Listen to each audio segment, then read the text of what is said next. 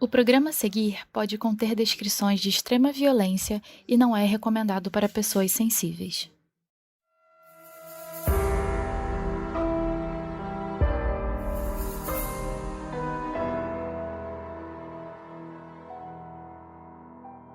Notou alguma coisa diferente? Essa voz aí é de um apoiador do nosso podcast. Agora, uma das recompensas é gravar o nosso aviso inicial. Nossos apoiadores também têm acesso a episódios exclusivos, assistir a uma gravação ao vivo, sorteios de prêmios, acesso a um fórum onde a gente divide notícias exclusivas, comenta os episódios e muito mais. Para quem se interessar, tem o link na descrição.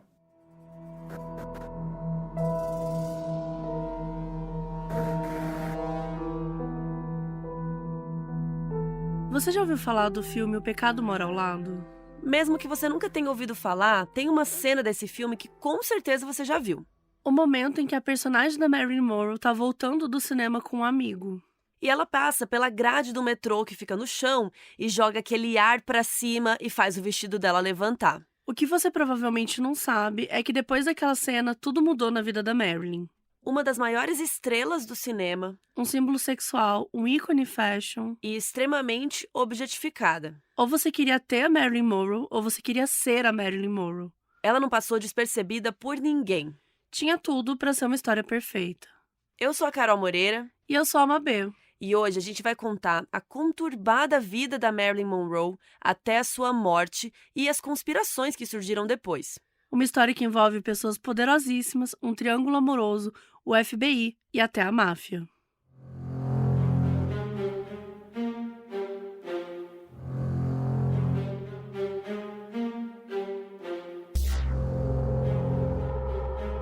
A Marilyn Monroe nasceu no dia 1º de junho de 1926, no mesmo dia de aniversário de uma grande amiga minha, Quem chamada será? Mabê! Mabê também é do dia 1º, então a Marilyn é de Gêmeos também, né? É, ela é geminiana. E o nome dela não era Marilyn Monroe. O verdadeiro nome dela era Norma Jean Mortenson. Mas a gente vai chamar ela de Marilyn desde o começo, né, pra ficar mais fácil. Então, assim, a Marilyn era filha da Gladys Pearl Monroe, que era filha de americanos, mas que nasceu no México, em uma cidade chamada Piedras Negras. Logo quando a Gladys era pequena, os pais voltaram para os Estados Unidos, para Los Angeles, e foi lá que ela passou boa parte da vida, inclusive foi lá onde a Marilyn nasceu. Mas até esse ano de 2022, agora, ninguém sabia de fato quem era o pai verdadeiro dela. A Gladys, a mãe da Marilyn, teve 2 casamentos antes de engravidar da Marilyn, e ela acabou sendo registrada com o sobrenome do segundo marido dela, Martin Edward Mortensen. Isso porque todo mundo, inclusive a própria Gladys, sabia que a Marilyn era uma filha ilegítima, fora do casamento. Então, provavelmente, ela era fruto de um caso que a Gladys teve com um cara chamado Charles Gifford, que na época era superior dela numa empresa que revelava fotos. O diretor de um documentário chamado Marilyn, Her Final Secret, O Último Segredo, foi até um especialista em arqueologia molecular que usou um fio de cabelo da Marilyn, que foi guardado por uma pessoa que embalsamou o corpo dela. Gente, olha o surto, né? Isso é ilegal, né? É ilegal. Pra começar. Pra começar. Pra começar bem, é ilegal. E, enfim, esse cara guardou aí o fio de cabelo dela. E aí, esse especialista testou com a saliva de um bisneto do Charles. E deu match. Aparentemente, o cara era mesmo o pai dela. E assim, um pouco estranha essa história aí, mas enfim. O que a gente sabe é que o rumor sobre ser esse cara sempre existiu. Inclusive, a Marilyn achou uma foto dela, bem nenenzinha, com esse homem. E ela foi atrás, só que ele não quis saber dela. E para proteger a dignidade da Marilyn, a Gladys registrou ela com o nome do Mortensen.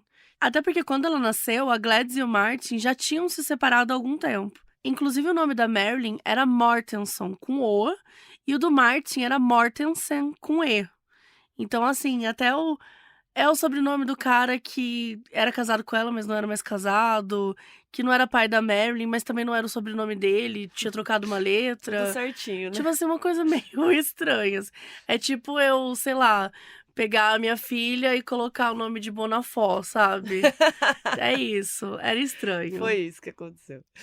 E a primeira infância da Marilyn foi até estável e feliz, mesmo que ela tenha morado na casa de conhecidos da mãe, do Albert e da Ida Bolander, que eram um casal cristão e que moravam numa cidade vizinha de Los Angeles, já que a mãe dela não tinha dinheiro para se manter e a Marilyn lá em Los Angeles enquanto ela trabalhava, o custo era muito alto. Então a Gladys trabalhava em LA durante a semana e visitava a Marilyn nos fins de semana na casa da família dos Bolander. E a Marilyn amava ir ao cinema, mesmo que o filme fosse ruim, ela não queria sair de lá, ela era muito apaixonada, ela achava, assim, a atuação uma coisa incrível. E em 1933, quando ela tinha 7 anos, a mãe dela, depois de juntar um bom dinheiro, conseguiu comprar uma casa pequena em Hollywood, que elas dividiam com o casal George e Maud Atkinson, que tinha uma filha chamada Nellie. Apesar de não falar tanto sobre isso super abertamente, a Marilyn já chegou a contar para algumas pessoas que nessa época da infância ela tinha sido abusada sexualmente. E tudo leva a crer que, infelizmente, foi esse cara aí, esse George Atkinson. E a Marilyn até acabou contando para a mãe dela o que estava rolando, mas a mãe não acreditou. E talvez por isso ela desenvolveu um comportamento muito ansioso, ela ficou muito retraída, tanto que a Marilyn desenvolveu uma gagueira. Então ela teve isso por toda a vida, inclusive muita gente não sabe disso. Sometimes if I'm very nervous or excited or something, I stutter. In fact, one time they were doing I had a small part in the movie, and the assistant director came in and yelled at me. Oh, he talked awful, and he and so I when I got into the scene, instead of my lines, I woo, woo, woo, woo, and the director came up. He was furious. He says, "You don't stutter." I said, "That's what you think." Esse trecho é uma entrevista que ela conta que algumas vezes, quando ela tá nervosa ou muito animada, ela gagueja. E que uma vez ela estava no meio de uma cena, assim, daí meio que brigaram com ela, e o diretor falou assim: "Você não gagueja". E ela falou assim: "Você que pensa". E ela dá uma risada. Você vê que, mesmo sendo uma situação que a incomoda, ela leva isso com bom humor, assim, na hora que ela tá contando. E a gagueira foi muito pior nos primeiros anos da Marilyn, especialmente na escola quando ela ficava meio nervosa. Mais tarde ela já conseguiu controlar, até porque ela fez aula de discurso, ela fez várias aulas com coaches assim, para poder atuar, mas a gente vai falar um pouquinho melhor sobre isso mais pra frente. E aí no ano seguinte, a Gladys começou a ter vários problemas com transtornos mentais, que começou por estresse, por conta do trabalho, aí foi evoluindo para uma depressão profunda e depois acabou culminando numa explosão de raiva e agressividade que levou à internação dela numa espécie de asilo. Depois disso, ela foi oficialmente admitida num hospital psiquiátrico. E esse hospital, ele era público, né? Ficava em Los Angeles mesmo. A família da Gladys tinha histórico de transtornos mentais, então isso era algo que acontecia com bastante gente na família. O pai da Gladys, ele chegou a tirar a própria vida um pouquinho antes da Marilyn nascer, e a mãe dela tinha passado boa parte da vida num hospital psiquiátrico, por conta de uma psicose diagnosticada. Mas é difícil dizer, né, gente, se era isso mesmo que eles tinham, porque essas pesquisas envolvem muita gente, envolvem muitos documentos antigos, então a gente sabe também como que a doença. Imagina, a gente tá falando aqui nos anos 30. Se é o pai e a mãe da Gladys, deve ter sido sei lá quando, 1910. Então, assim, a gente sabe como é que o diagnóstico, né, dos transtornos mentais, ele demorou muito para evoluir, para ser feito de uma forma correta. Então, a gente tá contando aqui um pouco desse histórico da família dela, mas não dá para saber de fato o que é real e o que não é. Mas é isso aí que tá registrado. E de qualquer forma, essa internação, ela teve um impacto muito grande na vida da Marilyn, né? Porque a partir daí, toda a estabilidade, que já era meio delicada, já era fragilizada, foi embora. Especialmente porque a Marilyn nunca mais teve uma relação com a mãe dela de verdade. Elas só viriam se falar muito de vez em quando. Nos primeiros meses depois que a mãe dela foi internada, a Marilyn continuou morando na casa que era da mãe com o casal Atkinson, sim, na mesma casa do cara que abusava dela. Mas não durou muito, já que em 1935 a Marilyn passou a viver com a Grace Goddard, que era uma amiga da mãe dela e que era responsável legal pelos bens da Gladys e pela própria Marilyn por lei. Mas isso também não durou muito porque em setembro daquele ano, a Grace perdeu o emprego que ela tinha e acabou tendo que mandar a Marilyn para um orfanato em LA, já que ela não ia ter condições de sustentar mais a menina de forma adequada. E a Marilyn, que já sofria com gagueira, enfim, já tinha muitas questões, ela foi ficando pior, assim, ela foi ficando com ansiedade, ela foi ficando muito tímida. E ainda por cima ela sofria muito bullying na escola, porque as outras crianças sabiam que ela morava num orfanato. E, enfim, né, crianças super preconceituosas. E o orfanato em si não era ruim, mas a gente tá falando de uma criança que já tinha vivido muita coisa em pouco tempo, né? Ela já estava passando de casa em casa, não tinha estabilidade alguma, que já tinha muitos traumas, né? Então, durante toda a vida, a Marilyn falou que ter ido para lá foi um baque muito grande, porque ela sabia que não era órfã, mas ela sentia que tinha sido abandonada. E 2 anos depois, em 37, quando a Marilyn já tinha 11 anos, ela voltou a morar com a Grace. Só que não ficou muito tempo lá porque ela foi abusada sexualmente pelo marido da Grace, o Doc. E, gente, é triste, assim, pensar o quanto ela já tinha sido abusada aos 11 anos de idade por pessoas tão diferentes, assim. E como ela não tinha mesmo a quem recorrer, né? E depois disso, ela ficou pulando de casa em casa com alguns parentes da Grace e até parentes dela mesma. Inclusive, ela foi de novo abusada sexualmente por um primo, até que ela começou a viver com uma tia da Grace chamada Anna Lauer. E essa Ana ficou com ela dos 11 até os 15 anos. E ter ficado ali uns 4 anos foi bem diferente, né? Porque ela tava pulando o tempo todo de casa em casa. Então ali ela conseguiu ficar pelo menos 4 anos, assim, estável. Só que depois a Ana não conseguiu mais. E ela teve que voltar pra casa da Grace. E lá tinha o marido, né? Que tinha abusado dela, o Doc. E aí a Marilyn começou a namorar um vizinho chamado James. E ele tinha 21 anos. Em 42, o marido da Grace foi transferido para Virgínia Ocidental, que é outro estado. Só que eles não podiam levar a Marilyn, porque ela não podia sair do estado segundo a lei, mesmo a Grace sendo legalmente guardiã dela. Então olha que bizarro. Nada a ver. Nada a ver, mas ao mesmo tempo, o cara abusava dela sexualmente, então também não era um lar legal para ela Sim. ficar. Só que até esse momento, ela tinha passado por 10 lares adotivos, ficou 2 anos no orfanato, morou em um outro lar adotivo, passou 4 anos com guardião e agora era mais uma vez abandonada. E assim, ou a Marilyn voltava pro orfanato, ou ela se tornava adulta. E como ela odiava o orfanato, e ela não aguentava mais aquela vida, ela não viu outra alternativa a não ser se casar com seu namorado. O tal do vizinho, que chamava James Doherty. E eles estavam namorando há 6 meses quando se casaram, e a Marilyn tinha só 16 anos. O casamento aconteceu em junho de 42. Em 43, os dois se mudaram para Santa Catalina, uma ilhazinha lá na Califórnia, quando James se alistou para a Marinha. Em 44, ele foi convocado para a Segunda Guerra Mundial. A Marilyn seguiu morando na Califórnia com os sogros e começou a trabalhar na fábrica Radio Plane Munition, uma fábrica de munições. E esse emprego mudou a vida da Marilyn, né? Marcou o início da história dela, porque um fotógrafo chamado David Conover foi até a fábrica para tirar fotos das mulheres trabalhando. Era um projeto do governo para fazer com que as pessoas vissem o quanto as mulheres também estavam dando duro pela guerra e para elevar a moral dos homens, né, que estavam de fato lá na guerra. Só que depois de tirar as fotos, o fotógrafo acabou se encantando pela Marilyn, porque ela realmente ela era muito bonita, ela parecia uma pintura, assim, uma pin-up real, assim, sabe? E naquela época ela já tinha o rosto lindo, né, que ela ficou conhecida, só que o cabelo dela não era loiro, era cacheado e castanho até os ombros. A gente vai colocar a foto no nosso site, modusoperandipodcast.com, e tem 2 fotos dessa fábrica aí que ela estava trabalhando. Ela tá segurando umas armas e tal, e dá pra ver o quanto ela era linda, de cabelo enroladinho, assim, castanho, enfim. Era uma mulher maravilhosa mesmo. E olha que louco, ele se encantou com ela, mas as fotos que ele tirou da Marilyn naquele dia não fizeram parte do projeto que ele estava trabalhando. Mas, gente, isso não importou nada, porque ele acabou chamando a Marilyn para trabalhar com ele de modelo. E ela aceitou na hora, vazou da fábrica e já começou a trabalhar, fazendo não só fotos para roupas, como também capas de revistas de beleza e conteúdos femininos lá da época. A Marilyn tinha muitas fotos lindas com esse cabelo castanho, era um cabelo assim brilhante. Mas a agência acabou conversando com ela e a convencendo de que se ela pintasse o cabelo de loiro e alisasse, que era o padrão da época, né, ela conseguiria muito mais trabalho.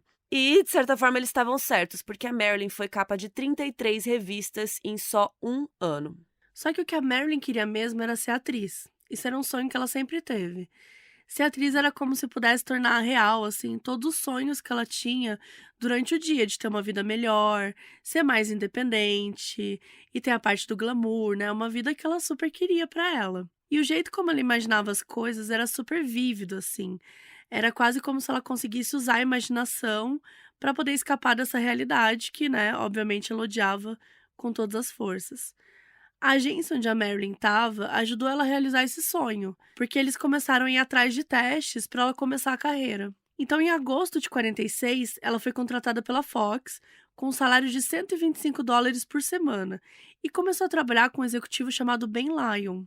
E foi o Ben que teve a ideia que a Norma Jean tivesse um nome de palco. Porque até agora, gente, a gente tá falando Marilyn, Marilyn, Marilyn, mas até agora ela é a Norma, né? Não existe nenhuma Marilyn aqui. É a Norma Jean. Segundo Lyon, ela lembrava muito uma atriz da Broadway que se chamava Marilyn Miller. Então essa foi a sugestão de nome que ele deu pra ela. E ela amou. O Monroe veio da própria mãe da Marilyn, né, a Gladys, porque era o nome de solteira dela. Pronto. Ali nascia um nome que jamais seria esquecido. Marilyn Monroe.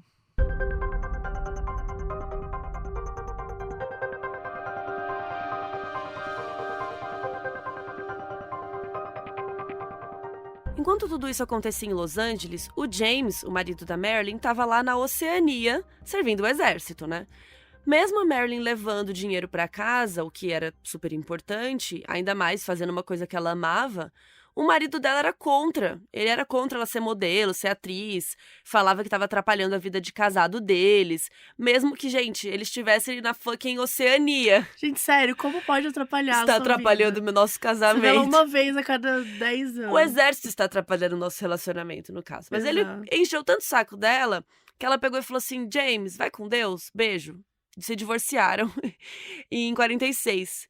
E, inclusive, tem uma história engraçada que contam sobre isso, porque quando a Marilyn enviou os papéis do divórcio pra ele, ele tava lá, né, na fucking Oceania. Aí um amigo dele veio sacudindo um papel assim e gritando: Ei, James, sua mulher largou você! KKK. Gente, eu amo essa. Tipo, Ah, eu tem amo que essa zoar, né? cena porque é zero empatia que o É. amigo teve, assim. Foi Mas eu amo porque ele não merece nenhuma, cara chato. É, Mas, gente, eu fiquei muito imaginando ele, ô! no meio da Oceania, na No meio guerra. Sua na mulher te marinha. largou, amor. Enfim, além de toda essa discussão com o James e essa desaprovação dele, naquela época, os executivos da Fox que trabalhavam com ela disseram que os estúdios não gostavam de contratar atrizes que eram casadas. Por quê? Porque elas podiam engravidar. E isso comprometeria as datas de filmagem, outros trabalhos. E assim, né? Até hoje tem esse preconceito, né? De Sim. contratar mulheres porque pode engravidar. Agora, o homem casado, tudo bem, né? Porque ele não precisa fazer nada. Porque o foda. filho, né, fica O sozinho. O filho vai se criar sozinho. Mas enfim, uma grande palhaçada. Era muito fácil gostar da Marilyn porque ela era uma mulher muito doce, muito expansiva, muito simpática. Ela era amável, ela generosa. Todo mundo que conheceu ela falava a mesma coisa. Tanto quem conheceu ela no início da carreira, até mais tarde. Ela era muito sonhadora, né? Isso fazia com que ela tivesse muitos planos, ela tinha muita ambição de carreira. E ela levava isso muito a sério. Tem uma atriz que trabalhava com ela que falava que elas, enfim, estavam trabalhando no mesmo filme. E aí, quando chegava em casa, ela ia dormir, que ela estava morta. E quando a Marilyn chegava em casa, ela ia ter aula com os coaches. Tipo, aula de atuação, aula de prática de discurso. Então ela era muito esforçada, assim, num nível bem obcecado mesmo, assim. Ela queria muito fazer as coisas darem certo. Ela fechou contrato com a Fox e nos primeiros meses ela fez umas aparições aqui e ali, nos filmes menores e tal. E enquanto isso ela seguia tirando foto. Mas o que ela se dedicava mesmo a fazer eram as aulas de atuação, né? Ela ainda estava um pouco tímida em frente à câmera, né? Então, ela tinha dificuldade de decorar a fala, aquela coisa. Então, foi esse momento aí que ela se dedicou bastante, fazia aula atrás de aula, não se deixou abalar. Só que eles não estavam muito convencidos, então a Fox acabou não renovando o contrato dela. Enquanto ela fazia mais job de modelo, ela continuou estudando, né, por conta própria. Ela ia pra barzinho e tal, fazia o famoso network. Naquela época, todos os agentes de Hollywood iam para os mesmos lugares, frequentavam os mesmos restaurantes. Então, ela fazia muito isso. para, né, ser vista, para tentar conhecer pessoas da indústria de alguma forma e adentrando ali. Em 48, um ano depois de sair da Fox, quando ela estava com 22 anos, ela assinou contrato com a Columbia Pictures. Mas depois de um filme meio caído, que não deu muito certo, o contrato dela não foi renovado. Tem rumores também que esse contrato não foi renovado não só por causa disso, mas porque um dos executivos queria que a Marilyn transasse com ele para manter o contrato. E vocês já devem ter ouvido falar disso, isso é uma prática que, principalmente naquela época, era muito comum, deve ser até ainda hoje, né? Que é o famoso teste do sofá, o casting couch, né? Então, a gente viu aqui no movimento Me Too muitas discussões sobre o quão tóxico e misógino a indústria do cinema, né? Das séries, da televisão, tudo. Isso pode ser, e não era diferente para Marilyn. Inclusive, tem muita gente que diz que ela se beneficiou e seduziu e transou com vários poderosos da indústria e tal, para conseguir coisas, né? Mas assim, não tem como a gente comprovar isso, se ela fazia isso ou não. Mas de qualquer forma, se ela fazia também, ela não estava sendo muito diferente do que eles pediam para ela, né? Ou do que as pessoas estavam fazendo na indústria. Enfim, não dá para saber. Em 49, a Marilyn estava posando para um ensaio e o Johnny Hyde chegou. O Johnny era vice-presidente da William Morris Agency na época e ele era o agente mais poderoso do país. E logo a Marilyn se tornou cliente dele. Ele usou da sua influência dentro da indústria para conseguir papéis e contratos para ela. Em pouco tempo ele se apaixonou pela Marilyn e ele largou a esposa para ficar com ela. Ele tinha 53 anos e ela tinha 23. Ele estava super doente e o médico tinha diagnosticado ele que ele ia viver só, sei lá, no máximo 1 ano. E ele queria passar todo esse tempo com a Marilyn. Ele pediu ela em casamento várias vezes, dizia que ela ia dar uma fortuna, só que ela não quis, ela não queria o dinheiro dele. Ela dizia que amava muito ele, mas que ela não era apaixonada por ele, e por isso ela não achava certo se casar. Eles eram muito amigos e ele apresentou ela para muita gente influente. Em uma dessas conversas, o John conseguiu que ela fizesse um teste para o filme O Segredo das Joias, do diretor John Huston, o pai da Angélica Houston aí, famosérrima. Todo mundo do elenco se encantou com ela, com a Marilyn e tal, e aí ela fez o filme. E foi a partir desse filme que as pessoas começaram a olhar para Marilyn. Ela começou a ser valorizada ali, de certa forma, como atriz. Até então, ela não era ninguém na indústria do cinema. E aí, pouco tempo depois, o John conseguiu negociar um contrato dela para Fox e, logo depois, ele teve um ataque cardíaco e morreu. A Marilyn ficou muito mal. E ela disse assim, ele não só me conhecia, ele conhecia a Norma Jean também. Ele conhecia toda a dor e todas as coisas tristes em mim. Quando ele disse que me amava, eu sabia disso, era verdade. Ninguém nunca me amou assim, e eu desejei com todo o meu coração poder amá-lo de volta. E, enfim, ele foi uma pessoa que viu o potencial dela, né? Ele enxergava a ambição, a inteligência que ela tinha. E aí a Marilyn seguiu, começou a fazer mais e mais filmes e foi caindo nas graças do público. E ela não parou mais de fazer filmes nos anos que se seguiram. Para vocês terem uma ideia de como ela era muito querida, assim, em 52, a Fox descobriu que ela tinha posado nua num calendário de 49, que era bem comum isso, né, de calendário, assim. Hoje em dia nem sei se existe mais tanto. E ela tinha posado com o nome de Mona Monroe. E aí a Fox e ela decidiram que era melhor ela assumir publicamente esse calendário e falar, olha, eu fiz mesmo, eu tava precisando de dinheiro, né, que era verdade. E, gente, olha que legal, ao invés dela ser rejeitada por ter feito isso, como normalmente aconteceria, o público abraçou. Eles apoiaram a carreira dela cada vez mais, especialmente porque agora ela podia explorar mais esse lado sexy dela, né? Que foi uma das coisas que tornou ela mais conhecida até. A Marilyn era muito confortável com o seu corpo, ela não se importava em posar nua, de biquíni, fazer topless. Ela era super profissional e fazia o que precisava. E esse não foi o único fato que aconteceu dela em 52. Também foi nesse ano que ela conheceu o cara que viria a ser o seu segundo marido. A Marilyn conheceu o ex-jogador de beisebol, Joey DiMaggio, por meio de uma amiga em comum que eles tinham. O Joey pediu para que essa amiga apresentasse os dois, só que de início a Marilyn não queria conhecer ele, só que ela acabou indo, ficou encantada, e aí do nada eles começaram a namorar. Ela tinha 26 anos e ele 40. No dia 14 de janeiro de 54, eles se casaram, gente, do nada, sem avisar ninguém. Só apareceram casados e fim. Isso aí, né, tipo, já 2 anos namorando. E esse casamento aconteceu em São Francisco. O Joey nasceu na Califórnia, só que ele jogou toda a carreira profissional no New York Yankees. E ele teve uma carreira de muito sucesso, ele ganhou vários prêmios, tanto com Yankees quanto prêmios individuais, pela performance dele como jogador. Só que não era só ele que era famoso, a Marilyn também estava bombando. Até aquele momento do casamento, a Marilyn tinha feito 23 filmes, inclusive Niagara, Os Homens Preferem as Loiras, e esse filme foi onde saiu a performance de Diamonds Are a Girl's Best Friend, onde ela tá de vestido rosa, um vestido super poderoso, e é uma cena muito famosa dela dançando, cantando, né, falando que os diamantes são os melhores amigos das mulheres. Ficou super famoso na época. E ela também já tinha feito o filme Como se Conquista um Milionário. Inclusive, esse filme fez com que a imprensa até fizesse brincadeira que depois de estrelar, né, nesse filme, contando como conquistar um milionário, agora ela estava pronta para estrelar um filme falando como conquistar uma estrela do beisebol. Mano, Péssimo. piores piadas. E todos esses filmes que eu acabei de citar, você consegue ver no Star Plus. A Marilyn e o Joe passaram uma parte da lua de mel numa casa de campo na Califórnia, que era do advogado da Marilyn, e uma parte no Japão, em Tóquio, onde o Joe tinha um contrato que ele treinava times japoneses de beisebol. E, inclusive, beisebol é muito grande no Japão, tá? Eu nem sabia dessa info. Depois de passar um tempo em Tóquio, a Marilyn chegou a passar também um tempo na Coreia do Sul e depois voltaram para os Estados Unidos, em Los Angeles, lá em setembro. E ainda em 54, nos Estados Unidos, ela começou a filmar a comédia romântica O Pecado Mora ao Lado, um filme que foi adaptado de um roteiro de uma peça da Broadway, com o mesmo nome, que conta a história de um cara que se apaixona pela vizinha mesmo estando casado. Quem nunca ouviu essa história, né, gente? Clássica. E é dessas filmagens que tem aquela foto icônica da Marilyn em cima da grade do metrô, com o vestido branco, sorrindo, mostrando a calcinha dela, fazendo aquelas poses.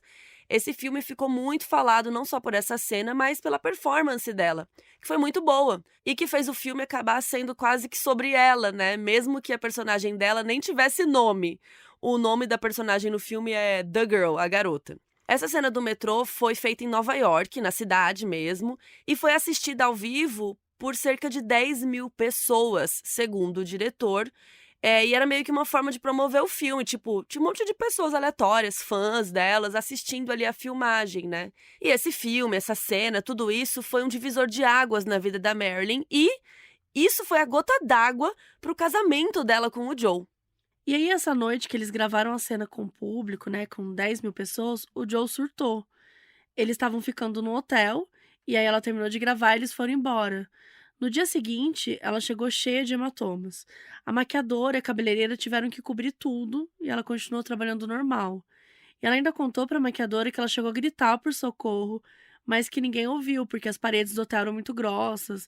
Enfim, era um hotel super antigo. E no documentário O Mistério de Marilyn Monroe, da Netflix, o jornalista Anthony Summers apresenta várias fitas de entrevistas que ele conversou com amigos da Marilyn. Então eles falam sobre esse começo do casamento, como é que era o casamento do Joe com ela e como era pautado por abusos físicos e psicológicos por parte do Joe. Ele era um homem super violento. E quando os dois voltaram para Los Angeles, a Marilyn pediu o divórcio e eles se separaram depois de 9 meses casados. Ela anunciou o divórcio numa coletiva de imprensa, ao lado do seu advogado, e, na verdade, ele que anunciou, assim, porque ela mais chora do que fala, né? E aí, nesse momento, a Marilyn deu uma parada nos filmes e foi mais para os bastidores do cinema. Então, nesse mesmo ano de 54, ela fundou a Marilyn Monroe Productions, uma produtora dela. E essa MMP, que era o apelido da produtora, ia dar para ela não só a liberdade de trabalhar por trás das câmeras, como também a chance de escolher os filmes que ela queria fazer. Depois de O Pecado Mora ao Lado, um papel que foi só mais um naquela longa lista de papéis que ela era a loira burra, né? Aquele estereótipo, assim, de personagem meio idiota, meio bobona. Ela passou a procurar papéis mais sérios, né? Então ela queria fazer papéis fora de comédias românticas, ela queria fazer filmes dramáticos. Um ano mais tarde, em 55, quando o divórcio do Joe já tinha sido finalizado, ela começou um relacionamento com Arthur Miller, que era o dramaturgo mais famoso dos Estados Unidos naquela época. No ano seguinte, eles se casaram e ela tinha 30 e ele 41. O casamento civil e a festa foram em Nova York e ela se converteu ao judaísmo por causa dele, que era judeu. Segundo amigos, o Arthur achava ela super brilhante, super inteligente, ambiciosa, e ela também achava isso dele. Só que ele usava isso para controlá-la. Pelas entrevistas no documentário, fica meio subentendido que ele era do tipo, eu sou o único cara que te acha inteligente de verdade. Sabe aquela coisa do tipo, só eu consigo enxergar isso em você. Se você for pra lá, se você terminar esse relacionamento, nunca mais ninguém vai enxergar o quão você é incrível, porque só eu sei fazer isso. Quer Clássico de dizer, relacionamento abusivo, né? o clássico, quer dizer, se você é tão incrível assim, por que só uma pessoa consegue enxergar? Que estranho, né? E o casamento chamou muita atenção da mídia, só que ele também foi muito criticado. Por quê? Porque as pessoas não entendiam como um dramaturgo tão elegante, tão intelectual, estava casando com uma loirinha sexy que não tinha nada para oferecer. Porque até então, era assim que as pessoas viam ela, né? E o mais irônico é que foi naquele ano que a Marilyn estreou Nunca Foi Santa, um filme dramático e diferente de tudo que ela já tinha feito. E ela até foi indicada ao Globo de Ouro por ele. Esse filme marcou muito a carreira dela por ser um papel exatamente como ela queria. E foi super aclamado pela crítica, que disse que ela tinha se desvencilhado desse papel de loira burra de uma vez por todas, né? E mostrado um lado de atriz dramático, que ela ainda não tinha mostrado. No documentário, o jornalista Anthony Summers fala sobre uma situação que a Marilyn compartilhou com uma professora de atuação dela. Quando ela e o marido estavam em Londres filmando O Príncipe e a Corista, a Marilyn encontrou anotações do Arthur, tipo um diário, que falavam sobre como ele estava decepcionado com o casamento e que a Marilyn não era a mulher que ele achava. Que a Marilyn era um fracasso, uma vadia e que não era nada do anjo que ele pensou que ela fosse. Imagina ler isso. Que coisa Tinha horrível. acabado de casar, né? Tipo, lixo. E ela chegou a ficar grávida dele durante esse filme, só que acabou sofrendo um aborto. E o mais triste é que um amigo conta, né, do documentário, que ela queria parar um pouco de atuar para ter filhos, que era, né, que ela queria começar logo uma família.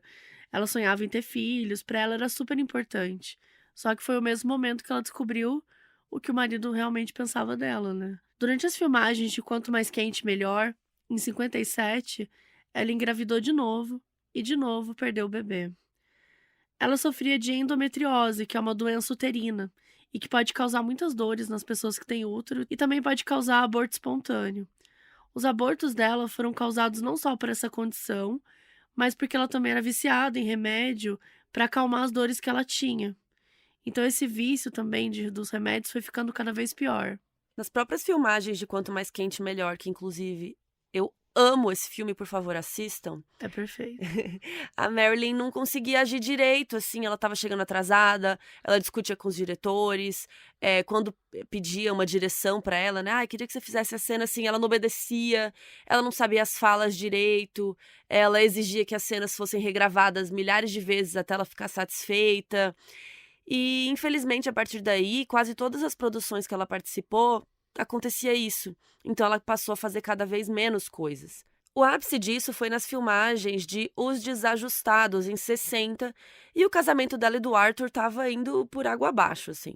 E então ela tinha alguns dias bons, mas a maioria dos dias eram ruins. E ela chegava, assim, muito atrasada para filmar.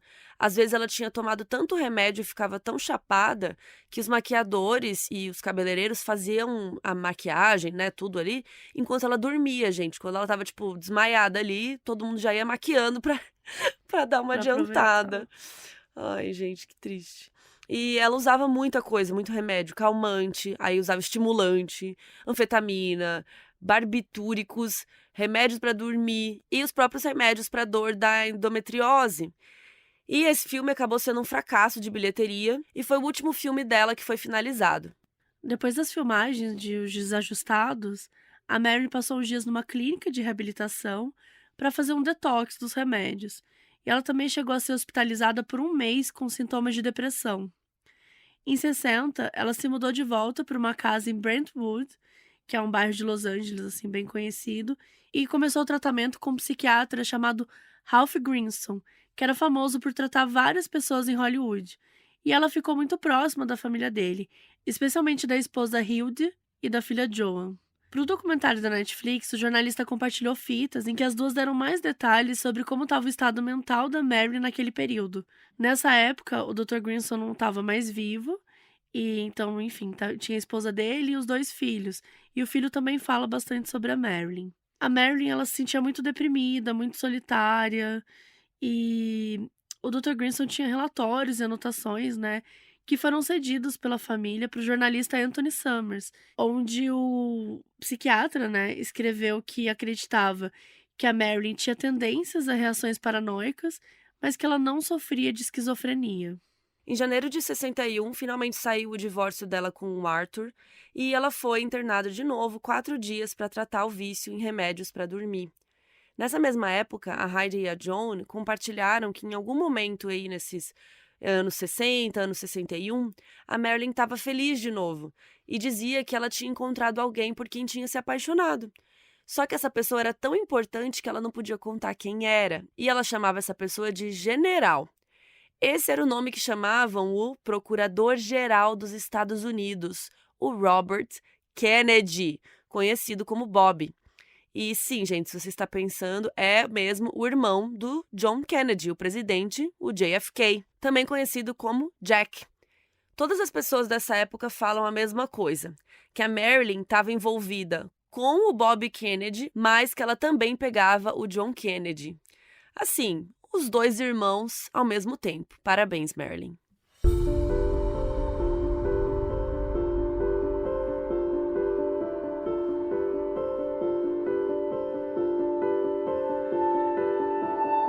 Como eles tinham os maiores cargos, né, que podia ter assim na política na época, tudo era feito de um jeito muito secreto e acontecia na casa de praia em Malibu, que pertencia à irmã deles, a Patricia Kennedy. Só que quem fazia os corres era o marido da Pat, o Pete Lawford. Ele que fazia o jogo sujo aí pros Kennedys, que combinava festinha e tudo mais. E eles tinham essa casa em Malibu que rolava muitas festas. Daí a Marilyn ia lá, dormia na casa deles, tipo, como amiga e tal, e as coisas rolavam. E todos ali sabiam que ela tava com os dois, assim. Na verdade, ela tava mais com o Bob, mas que de vez em quando ela também saía, transava e tal, com o JFK. E assim, né, gente? A gente tá falando dos Estados Unidos, o presidente dos Estados Unidos, o procurador-geral, irmãos dividindo a mesma mina, que era uma das maiores atrizes de Hollywood. Então, assim, imagina se isso fosse hoje em dia, os Instagram de fofoca. Menina, ia ser um bafo. E assim, os inimigos políticos deles também iam gostar dessa fofoca, né? Inclusive, tinha um cara chamado Jimmy Hoffa, que era bem perigoso. O Hoffa era líder de um sindicato de caminhoneiros extremamente ligado à máfia e que estava sendo perseguido pela Procuradoria-Geral, né? Então, o procurador-geral era o Robert Kennedy. E o Hoffa queria ter alguma coisa para poder ameaçar o Robert. E, para isso, ele contratou um detetive particular chamado Fred Otash, que colocou escutas na casa da Marilyn e na casa do Peter Lawford, em Malibu. E a máfia passou a escutar e gravar tudo que eles faziam. Inclusive, eles tinham gravações não só de conversas, como de momentos íntimos, de festas e de transas. E não era só a máfia que estava prestando atenção nessa história aí, não. Também tinha o FBI. Sim, gente, tem um arquivo enorme da Marilyn Monroe no FBI e ele estava sinalizado como questão de segurança comunista. Lembrando que a gente está na Guerra Fria nessa época, então tinha essa tensão entre os Estados Unidos e a União Soviética. A guerra durou 44 anos, né? E ela começou em 47. Então, assim, para resumir bem grosseiramente, foi isso aí que fez polarizar o mundo em dois grandes blocos. Um aliado ao capitalismo e outro aliado ao comunismo. Então, a Marilyn Monroe, ela estava sendo vigiada desde o casamento com o Arthur, porque supostamente ele era um comunista. E como ela conversava por telefone com o procurador-geral, com o presidente dos Estados Unidos, tinha uma relação íntima com os dois, né? O FBI tinha medo, porque eles estavam falando de política também. Em maio de 62, aconteceu uma cerimônia de aniversário para o JFK, o presidente, lá na Madison Square Garden, em Nova York, e a Marilyn foi escolhida para cantar para ele. E acho que essa é a cena mais famosa quando a gente está falando da relação dela com os Kennedy, né? E a gente vai colocar aqui um trechinho para vocês. Happy birthday to you. Happy birthday, Mr. President. Happy birthday to you. Thank you so much. Everybody. música não durou nem 1 minuto, mas foi o suficiente para manter vivo o rumor de que realmente existia um romance ali entre ela e a família Kennedy. Foi nesse evento que ela usou aquele vestido na cor da pele dela, que era maravilhoso, cheio de pedras, e que a Kim Kardashian usou no Met Gala, que deu aquela polêmica toda. No documentário da Netflix, o informante fala que em julho de 62, a Marilyn tinha almoçado com JFK na casa de praia lá em Malibu. E eles tinham discutido a moralidade dos testes atômicos. E pelo teor da conversa, dava para entender que ela tinha pensamentos de esquerda. E aí, beleza, ela teve esse almoço aí com JFK. E também no documento tem um outro encontro da Marilyn com o Bob. Ela teria se encontrado com Robert Kennedy também nessa casa em Malibu. E depois ele tinha ficado uns dias pela Califórnia. Aí eles se encontraram nessa casa de Malibu e depois ele foi para Nevada assistir uns testes de armas nucleares. Tinha muita gente dentro do próprio governo que não estava gostando nada desse romance, né? Especialmente as pessoas ligadas ao Departamento de Segurança. Não só porque eles estavam traindo as esposas, mas porque a Marilyn era uma possível ameaça comunista. Sim, gente, chegamos no grande inimigo dos Estados Unidos, o comunismo. Claro que ela ser supostamente comunista não era motivo real para que nenhum deles se afastassem dela, mas nesses arquivos o FBI diz que ela conversou com um dos amigos dela no México e falou sobre um papo que ela teve com um deles sobre testes atômicos. Isso nos anos 60, ali no meio da Guerra Fria, era gravíssimo, porque qualquer informação de inteligência que você tinha sobre um país podia ser usado contra você. Então ela foi considerada um risco político.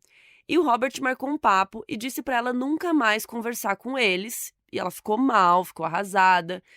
E, de novo, começou a tomar muito remédio para dormir, começou a misturar isso com álcool e 3 semanas depois, ela morreu.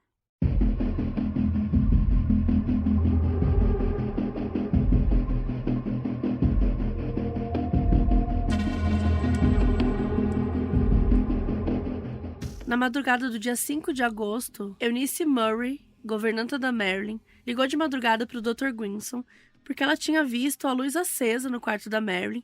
E aí ela bateu na porta, chamou tal, e ela não estava atendendo. E a porta dela estava trancada. Então o Dr. Grinson foi até a casa da Marilyn. Ele olhou pela janela, viu que ela estava na cama mesmo. Aí ele quebrou o vidro para poder entrar. Só que quando entrou, ela já não estava mais respirando. Ela estava deitada de bruços na cama, com o telefone na mão, fora do gancho, e remédios para dormir na mesinha de cabeceira. A Marilyn tinha só 36 anos. Pouquinho depois das 4 da manhã, a polícia de Los Angeles foi notificada e eles foram até a casa.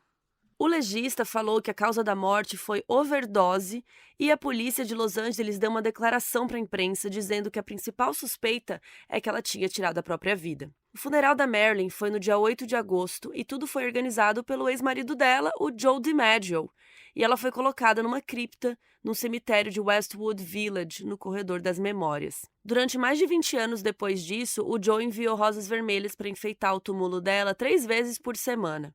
De acordo com o depoimento da Eunice, a governanta, a Marilyn entrou no seu quarto 8 da noite, fechou a porta e não saiu mais. E isso bate com os exames feitos pelos legistas, que afirmam que a morte dela aconteceu entre 8h30 e 10h30 da noite, no dia 4 de agosto. Ou seja, muito antes da Eunice perceber a luz acesa e ligar para o doutor. Essa é a versão oficial da história. Mas será que isso é verdade? Será que só o Dr. Grissom e a Eunice que estavam na casa? E a resposta para essas 2 perguntas é um grande não.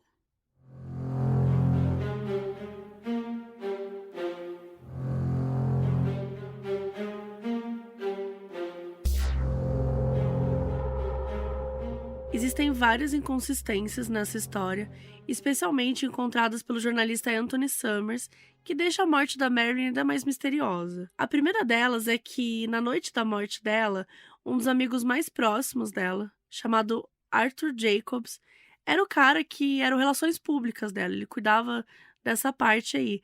E ele estava com a esposa no Hollywood Bowl assistindo um show.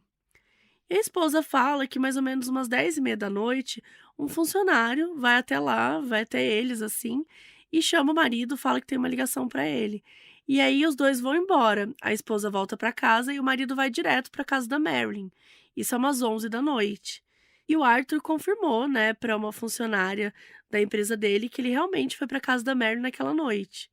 Só que, na versão oficial da história, ele não tá lá, né? Tá só o John Green e a governanta. Só que a esposa jura que ele tava lá. E por quê? Se ele foi às 23 horas pra casa da Marilyn, né? Horário que ela já estava morta, por que eles só ligaram pra polícia depois?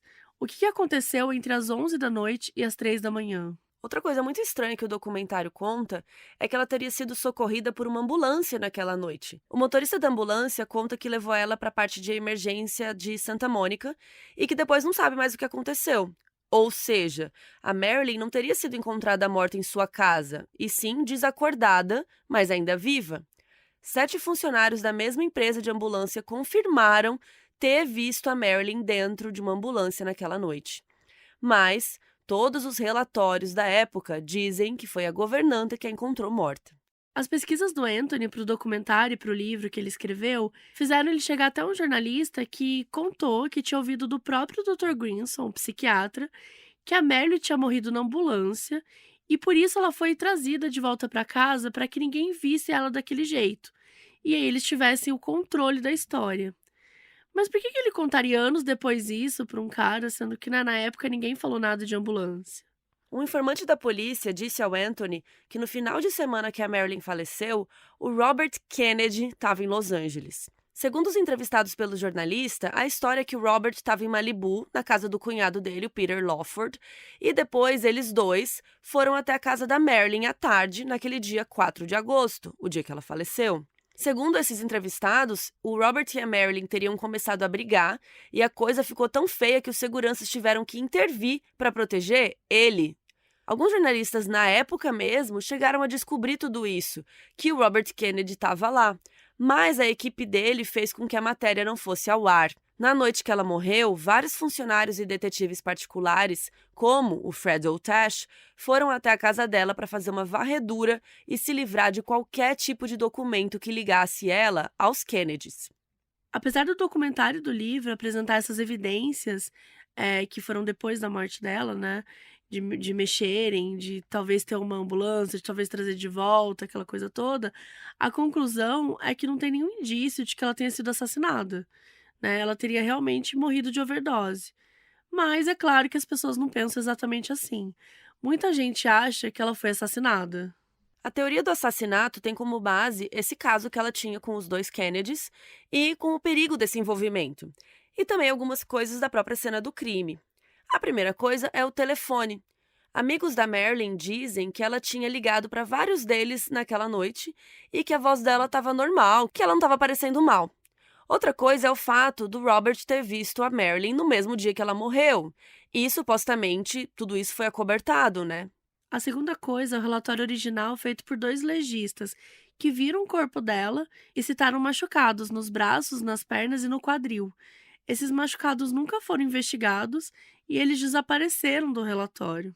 E além disso, o relatório também sugeria que a lividez cadavérica da Marilyn, ou seja, o acúmulo de sangue depois da morte, estava nas costas e na frente do corpo.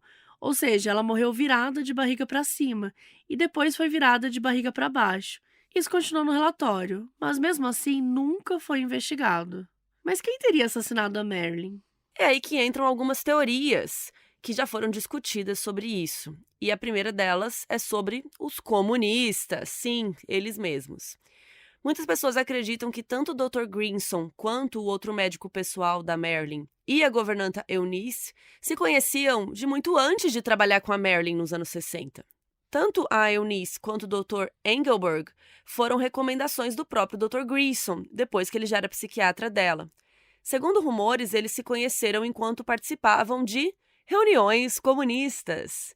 Nessa teoria, os 3 se juntaram para matar a Marilyn e, com isso, atingir o governo dos Estados Unidos, especialmente o Robert Kennedy. Assim, não faz muito sentido essa teoria, mas algo que ajuda a teoria é o fato de que existe no FBI um dossiê de 40 páginas do Dr. Grinson que estão confiscadas por segredo de justiça. Outra coisa que as pessoas achavam estranho era o fato da Marilyn ser tão amiga da família do psiquiatra dela, a ponto de ficar fofocando com a esposa dele e a filha. A segunda teoria envolve os Kennedy, né? Claro. Um documento da CIA, do dia 3 de agosto, um dia antes dela morrer, aponta que uma parte do diário dela, ela tinha anotado uma conversa com os irmãos Kennedy sobre planos dos Estados Unidos para matar o Fidel Castro. E ela também falava no diário que ela ia revelar tudo o que ela sabia sobre os podres do governo numa coletiva de imprensa. Tudo porque ela estava com raiva, né, que ela tinha sido dispensada por eles. E lembra dos grampos que o Jimmy Hoffa, né, teria mandado colocar na casa dela? Tinha tanto na casa dela quanto na casa de Malibu e tal. Uma dessas fitas é do dia que ela morreu. E teria dado para ouvir aquela tal briga que ela teve com Robert Kennedy, que a governanta disse que tinha rolado. E que também dava para ouvir o Peter, né? Só que essas fitas também nunca apareceram, tá, gente? Tipo, é gente que diz que ouviu a fita, que diz que ouviu isso, que diz que não sei o quê. E a governanta que tava lá na casa também fala que Robert estava lá no dia. Mas ela é a única testemunha que fala mesmo, assim, que tem alguma credibilidade, porque as outras que falam da fita e tal nunca teve nada pra provar. Então, a ideia dessa teoria, né, de que os Kennedys teriam mandado matar a Marilyn Monroe, é que ela começou a se tornar muito perigosa pra eles. Uma mulher chamada Elizabeth Pollard estava jogando cartas com um amigo naquela noite e ela viu 3 pessoas chegando na casa da Marilyn umas 9h30 da noite. E uma das pessoas o grupo reconheceu como sendo Robert Kennedy. E embora os outros 2 não conheciam, eles viram que um deles carregava uma maleta de médico. E aí os grampos da casa teriam pego esse momento também, né? Onde o Robert fala para os 2 homens que estavam com ele para dar algo para acalmar a Marilyn. E aí ninguém mais saberia o que rolou. Só que, de novo, gente, essas fitas, essas teorias, essa ideia, essa gravação supostamente feita pelo Jimmy Hoffa nunca apareceram. Isso tudo é apenas uma especulação. Então, assim, a ideia é que ela teria sido morta pelo Robert para esconder o affair dela, né? Ou ela foi morta a mando do JFK por saber demais. O que contribuiu muito para essa história também é o fato de que tudo que envolve os irmãos Kennedy é um pouco sombrio, né? Porque anos depois, eles foram assassinados a tiros. Só um ano depois, o JFK foi assassinado, né? Ele ainda era presidente. E o Robert foi morto em 68, durante a campanha à presidência para os Estados Unidos. E é o que tudo indicava, ele iria ganhar, né? Ele ia ser o próximo presidente. Então, as mortes dos 2 também é cheia de conspirações, embora sejam consideradas resolvidas, mas tá ali envolto de mistérios. Então, é mais um motivo, porque se a Marilyn também tinha sido assassinada, então quer dizer que os 3 foram assassinados, né? Claro, cada um de um jeito diferente, um ano diferente, mas tem todo esse mistério aí no ar. Tem uma terceira teoria de que a CIA, sabendo do caso da Marilyn e do JFK, a matou para se vingar dos Kennedy. Isso tudo por causa da invasão da Baía dos Porcos, que foi uma tentativa frustrada dos Estados Unidos de invadir Cuba e derrubar o governo do Castro. O plano aconteceu em abril de 61, menos de 3 meses depois do JFK ter virado presidente nos Estados Unidos. Só que essa operação foi um fracasso, e aí a CIA, nessa teoria, teria se vingado do JFK um ano depois. Mas assim, né? Um pouco forçado isso aí, né, pessoal? Mas, de qualquer forma, essas teorias do FBI ou da CIA, né, elas encontram raízes nesses fatos desses arquivos secretos do FBI, né, sobre a Marilyn. E esse lance dela ter sido considerada uma ameaça comunista e tal. Tem também uma teoria de que ela teria sido morta pela máfia, né? Lembra do Jimmy Hoffa que a gente tá falando aqui? O cara dos grampos e tudo mais, que queria destruir o Robert, né? Porque o Robert estava indo atrás da máfia, estava prejudicando o rolê ilegal dele lá. Então, basicamente, a ideia era que a máfia ia matar Marilyn Monroe para ferir os Kennedys de alguma maneira e para prejudicar o Robert. A quantidade de teorias sobre ela, gente, é muito grande, assim. E são tão absurdas que tem uma que diz que ela teria sido morta pelo governo porque ela estava ameaçando vazar informações confidenciais sobre alienígenas. Então, assim. Cuidado, olha onde Mabê, você é a vai. próxima. Pelo amor de Deus.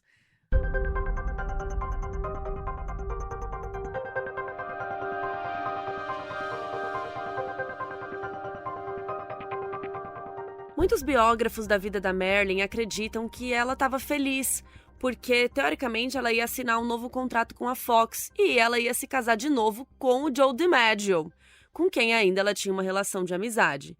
Lembram que ele até organizou o funeral dela, né?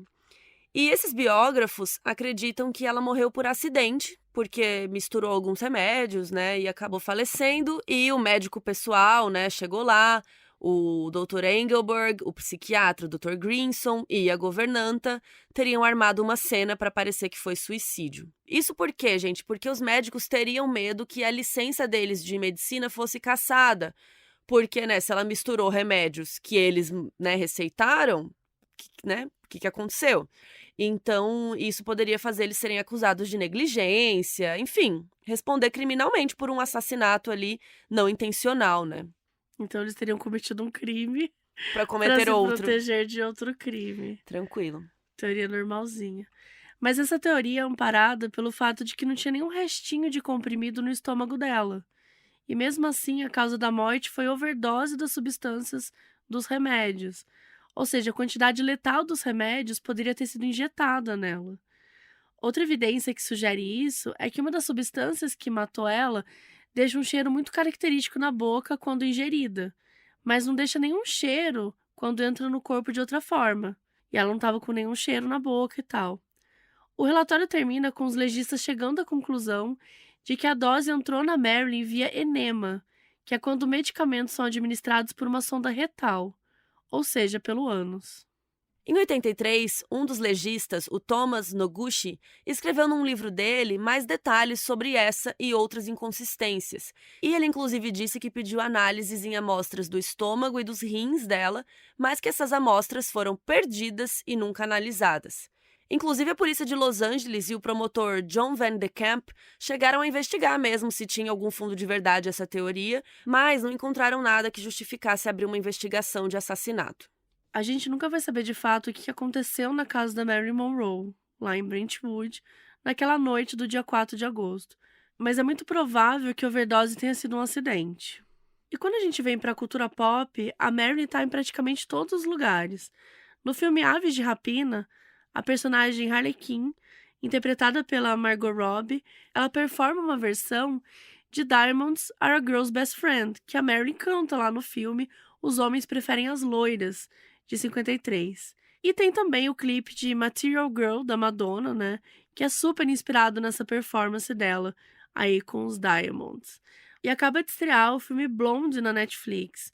É uma ficção, né, da vida da Marilyn, e quem interpreta ela é a Ana de Armas, e ela tá maravilhosa na caracterização. E tem também um cara que é muito famoso, que é o Marilyn Manson, né, que é um... A gente tá vendo agora o quanto ele é um lixo, com Sim. essas últimas repercussões de abuso dele e tal, mas ele é um cantor que era muito respeitado muito tempo atrás, e o nome dele, né, foi feito por conta das duas, para ele, né, quando ele foi explicar o nome dele, ele dizia que ele tinha pegado as coisas mais americanas, os símbolos dos Estados Unidos. Então, ele pegou o nome da Marilyn Monroe, e ele pegou o Manson, do Charles Manson. Inclusive, a gente tem agora episódio da Marilyn Monroe, a gente tem episódio do Charles Manson, e em breve a gente vai ter o episódio Do do Marilyn Monroe. Manson. Nossa, é verdade, eu nunca imaginei. Isso é uma coisa que me deixa triste, porque eu era muito fã dele quando era nova. E olha que louco, né? A gente não espera que vá fazer. Já teve do Manson, já teve da Marilyn, E agora vai ter o dele. dele. Pra quem não sabe, tem um documentário novo na HBO sobre tudo que aconteceu com a Evan Rachel Wood, que namorava com ele, ela conta todos os abusos que ela sofreu. Eu comecei a assistir, ainda não terminei, mas a gente pode fazer um episódio em breve. Que a Super. história é, nossa, é horrível, assim, é chocante. Horrível. E assim, gente, é impossível não ver algo da Marilyn em propaganda, seja através das fotos, seja a cena do filme, ou alguém tentando, né, refazer aquela cena do vestido esvoaçante. Ela já foi inspiração para vários lugares. E ela não deixa de estar presente na cultura pop até quando a obra não necessariamente fala sobre ela. Muita gente compara a vida da Marilyn com o livro Os Sete Maridos de Evelyn Hugo, escrito pela americana Taylor Jenkins Reid. Do livro, a Evelyn Hugo é uma grande estrela do cinema, que também pintou o cabelo de loiro para poder ser mais comercial, também mudou de nome, que também teve um primeiro casamento com uma pessoa fora de Hollywood que acabou rápido, antes da fama dela. E a história da Evelyn é bem como a história da Marilyn, cheia de episódios importantes que fizeram ela perceber o seu lugar dentro da indústria e lutar contra isso, tentando tomar as rédeas da própria história, né, da própria vida, de como isso ia ser contado. No caso do livro da Evelyn, tem um recorte LGBTQIAP+, e ainda a personagem é cubana.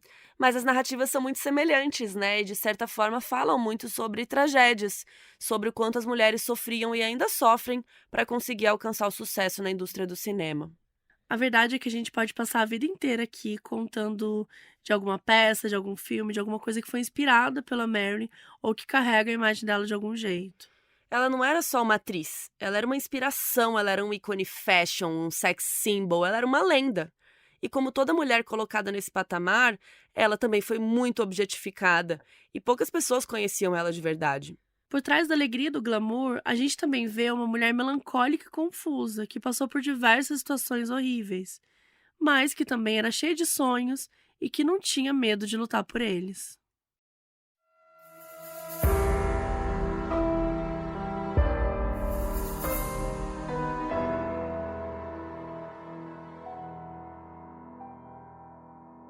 O aviso no início desse episódio foi gravado pela Letícia Paiva Belfort, que é nossa apoiadora na Aurelo.